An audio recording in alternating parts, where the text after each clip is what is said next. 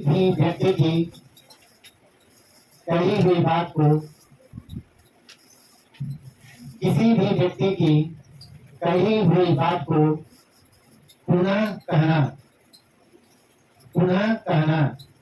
Narration कहलाता है। Narration कहलाता है। नरेशन के दो प्रकार होते हैं।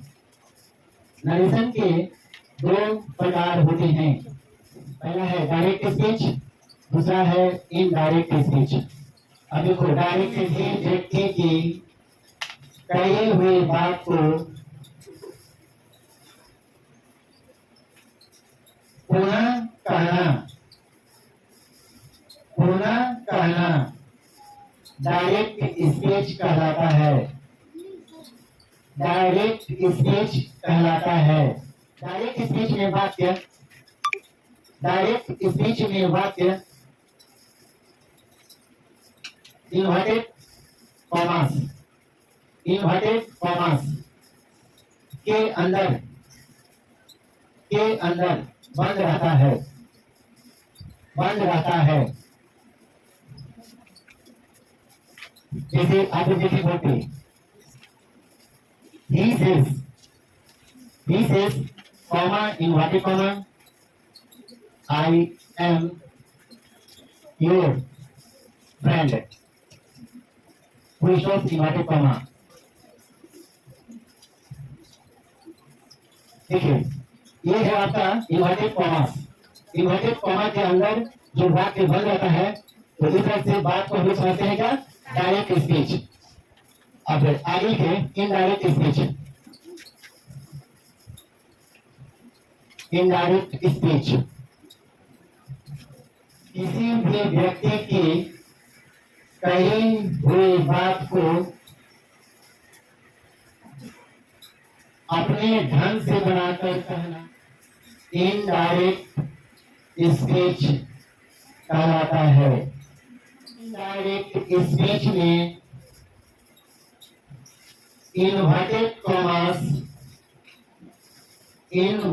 कॉमास समाप्त हो जाती है। देखिए, बना रहे हैं, डिस्कस बाद में करेंगे।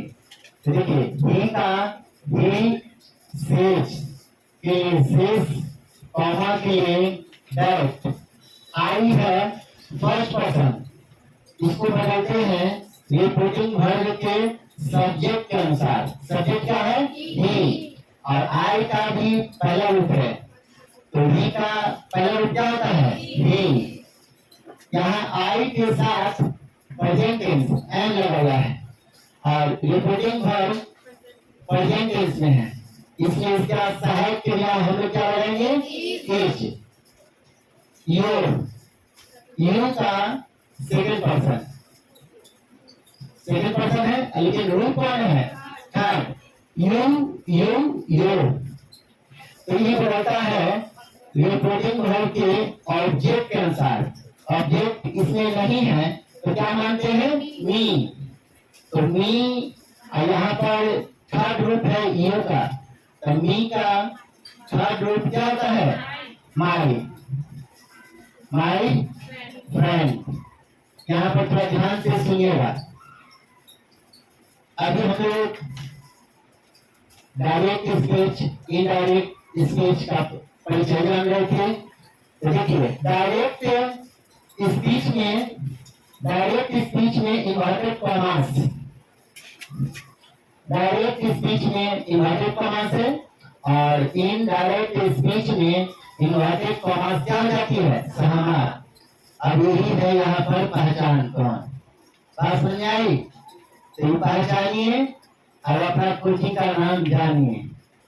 तब ये तो क्लियर हो गया। अब अगला टॉपिक हम लोग चलेंगे रिपोर्टिंग वर्ब और रिपोर्टेड स्पीच। ठीक है, चलिए।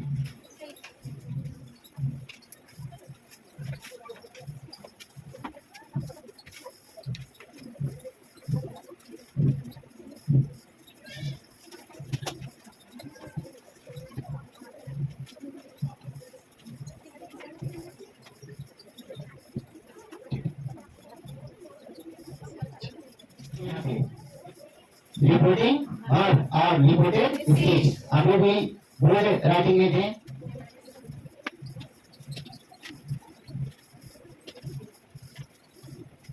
To me comma inverted comma से स्टार्ट हो रहा है। I am your friend.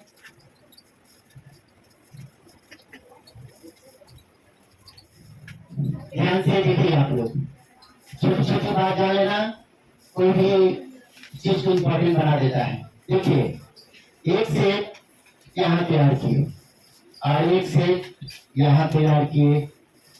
अब इसी में से सारा फैक्टर आपको वापस आएगा। देखिए इसको कहते हैं रिपोर्टिंग, रिपोर्टिंग वर्ब। इसको कहते हैं रिपोर्टेड स्पीच।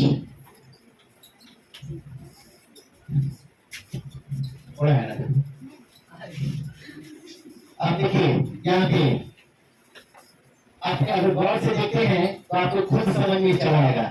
इसको कहते हैं इन्वर्टेड कॉमास। तो देखिए इन्वर्टेड कॉमास के बाहर जो क्रिया होती है उसे रिपोर्टिंग वर्ब, और इन्वर्टेड कॉमास के अंदर जो वाक्य होता है उसे क्या बोलते हैं? Reported speech. आज समझ आई? तो लिखेगा ये पहले आप लिखिए, लिखिए रिपोर्टिंग वर्ब लिख के डैश दीजिए, रिपोर्टिंग वर्ब लिख के डैश दीजिए। इन्वर्टेड कॉमास, इन्वर्टेड कॉमास के बाहर जो क्रिया होती है, इन्वर्टेड कॉमास के बाहर जो क्रिया होती है उसे रिपोर्टिंग वर्ब कहते हैं, उसे रिपोर्टिंग वर्ब कहते हैं। आप लिखिए रिपोर्टेड स्पीच, रिपोर्टेड स्पीच लिख के डैश दीजिए। इन्वर्टेड कॉमास के अंदर जो वाक्य बंद रहता है, इन्वर्टेड कॉमास के अंदर जो वाक्य बंद रहता है उसे रिपोर्टेड स्पीच कहते हैं, उसे रिपोर्टेड स्पीच कहते हैं। इन्वर्टेड कॉमास के अंदर जो वाक्य होता है उसे रिपोर्टेड स्पीच कहते हैं। अब हेडिंग के rules of narration, rules of narration. आजकल की बुक में, इंग्लिश बुक में लिखिएगा तो नरेशन कहीं नहीं मिलता है। नरेशन को क्या लिख के दिया गया है? डायरेक्ट एंड इनडायरेक्ट स्पीच, ठीक है ना? रूल्स ऑफ नरेशन में लिखिए, देखिए नरेशन बनाने के, नरेशन बनाने के, नरेशन बनाने के दो भागों में विभक्त कर, दो भागों में विभक्त कर अध्ययन किया जाता है, अध्ययन किया जाता है। पहला है कौन? साधारण, साधारण नियम, जिसको क्या बोलते हैं? General rule. और सेकंड कौन है? विशेष नियम, जिसको क्या कहते हैं? Special rule.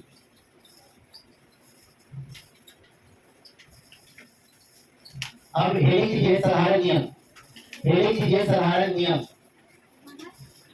साधारण नियम। जैसे लिखिए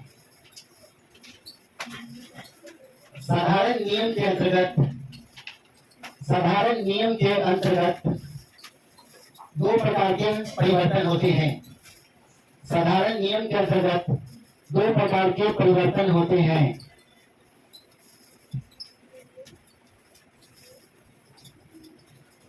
पहला कौन है? Change of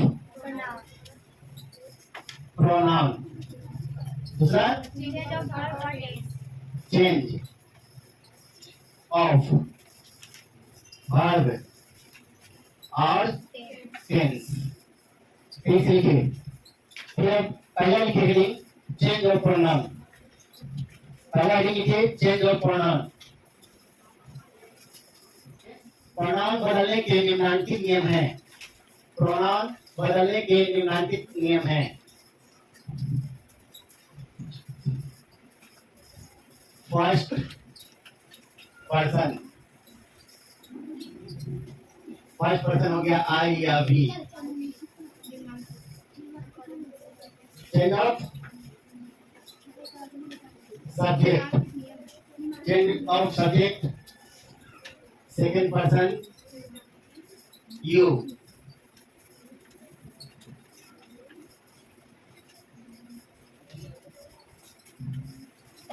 change of object third person, third person he she name, no change। ध्यान दीजिए, चेंज ऑफ प्रोनाउन, प्रोनाउन बदलने के कितने नियम हैं? 3। फर्स्ट पर्सन किसके अनुसार? आई और बी होता है फर्स्ट पर्सन, उसको चेंज करते हैं रिपोर्टिंग वर्ब के सब्जेक्ट के अनुसार। सेकंड पर्सन यू, इसको चेंज करते हैं रिपोर्टिंग वर्ब के ऑब्जेक्ट के अनुसार। और थर्ड पर्सन ही सी नेम जो भी आता है उसको चेंज नहीं करते, मतलब नो चेंज। ठीक है, देखिए एस ओ एन क्या बोलते हैं? 1 2 3। समझने वाले बच्चे इसे समझें। फर्स्ट पर्सन चेंज करने के लिए फर्स्ट पर्सन, सबको बोलिए सेकंड पर्सन, थर्ड पर्सन। समझ आ गई? कुछ नहीं याद है तो कैप्सूल याद रखिए। ये बोलिए first person, second person, third person. अब चलिए अब है केस चार्ट। केस चार्ट के बाद हम लोग प्रैक्टिस करना शुरू कर देंगे।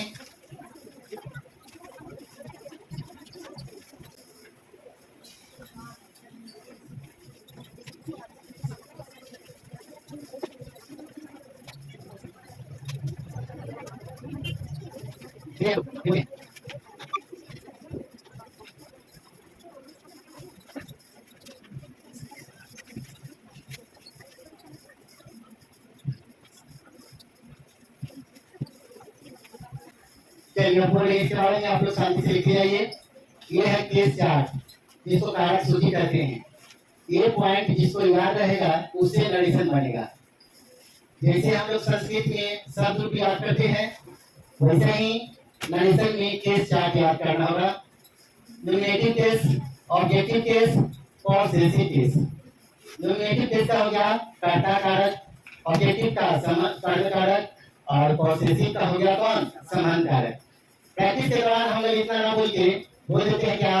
1 2 3। 1 किसको कहेंगे? नॉमिनेटिव। दूसरे को क्या कहेंगे? ऑब्जेक्टिव। तीसरे को क्या कहते हैं? पॉसेसिव। तो ध्यान रखना है इसका रूप आई me my, we us our. ये दोनों कौन हो गए आपके? First person. और यू हो गए आपके कौन? Second person. ऐसा कौन हो गया आपके? Third person. अब देखिए आई मी माई, आई मी माई बोलते हैं। अगर सेंटेंस में कहीं पर आ जाए माई तो समझेंगे गोटिया किसका है? आई का। इसलिए आई अगर फर्स्ट पर्सन है तो मी कौन पर्सन हो जाएगा? फर्स्ट पर्सन ही होगा। माई कौन होगा? First person.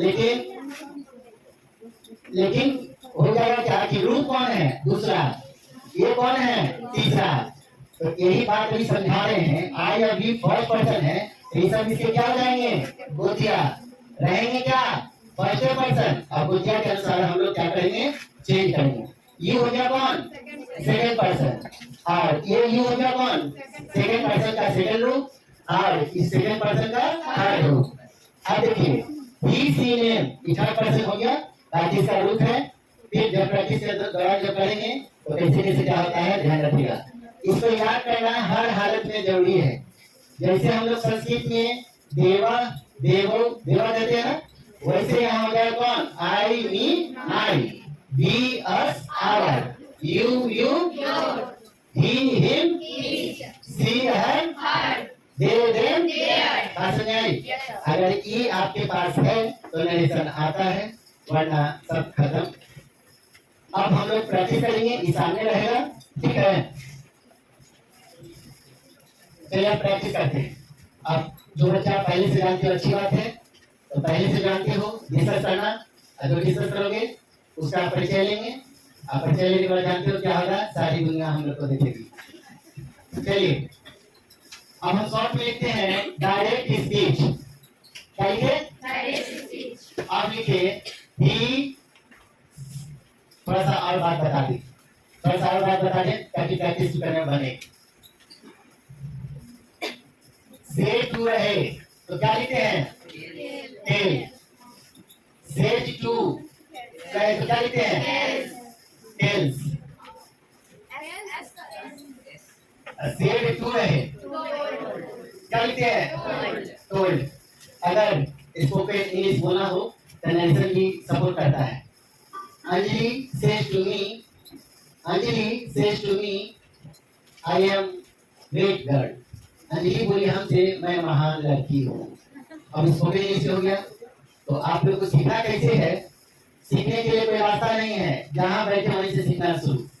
तो चलिए, he says to me, he says to me, comma, inverted comma, I am your friend, I am your friend।